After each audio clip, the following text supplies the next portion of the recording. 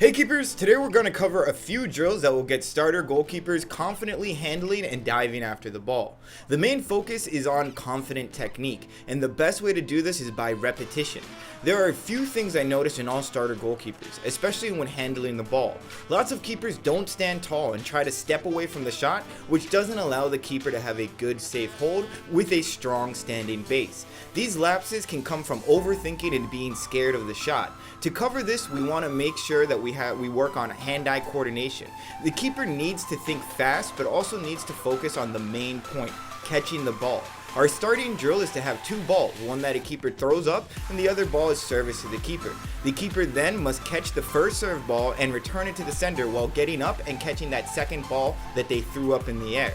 This drill is all about reaction time, hand-eye coordination, and the need to collect the keeper's feet and thoughts.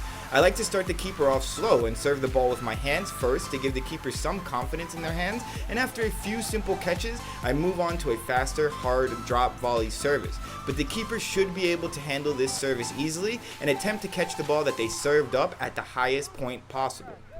After a few repetitions of this drill, I move on to a simple diving exercise, where the keeper goes through the motion of a dive and then is served the ball on the ground.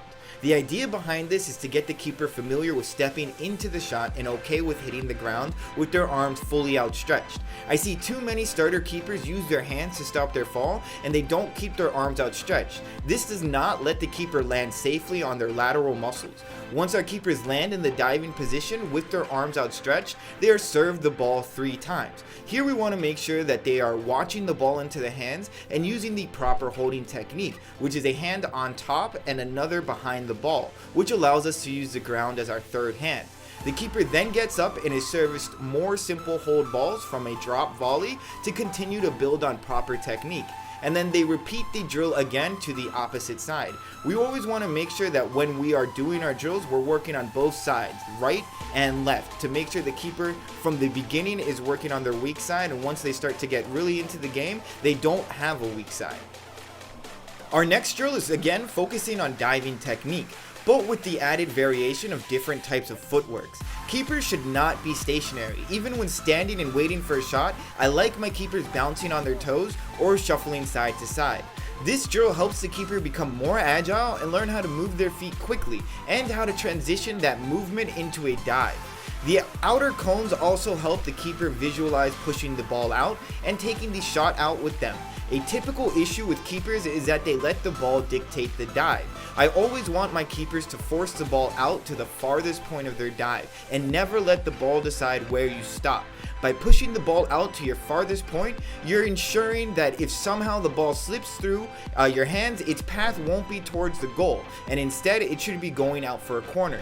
If you do add a jumping variation, I like to make sure my keepers bring both knees up to their chest. It builds leg strength and helps the keeper get used to the technique of driving your knee straight up for a high ball.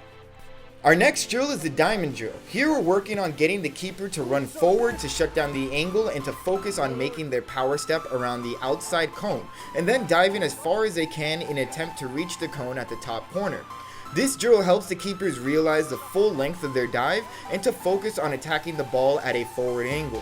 When a keeper attacks the ball at a diagonal forward angle, it cuts down the length of the dive needed to cover that cone. If they dive along the goal line, they need to cover much more space and will probably not make the save. This drill puts together all the static drills into a fluid motion.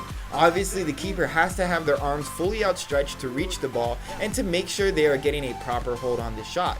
If they can't hold on to the ball, the fact that they are pushing for a dive beyond the top cone will force the ball around the cone and not let it trickle in behind them. We're also working on a power step here, making sure that we're pushing off one foot and driving the other leg across your body for more power. After a few repetitions, the keepers will begin to understand and realize the benefit of a full stretch dive, and you will see an increase in full extension dives and pushing the ball around the outside of the cone if they can't hold on to the ball.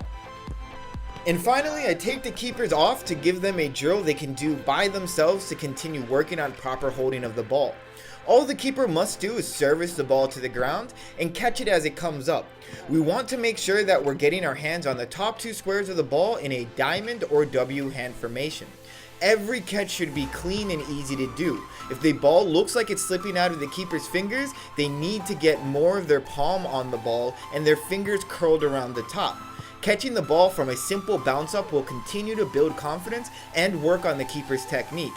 Every hold should feel easy and should not be bobbled. If you're bobbling this collection, it means your technique is shoddy and either you have to position your hands better or service the ball closer to your body.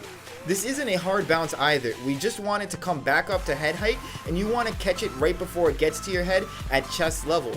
The collection needs to be a simple collection and you need to hold on it. There should be no trembling of the ball and it should be a very simple, easy, fast catch.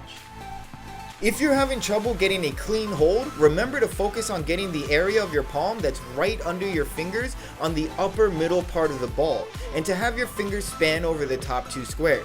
You can have your fingers and hands connect at the thumbs to create a W formation with your hands, or have them connect at the thumbs and tip of the fingers to make a triangle or diamond formation.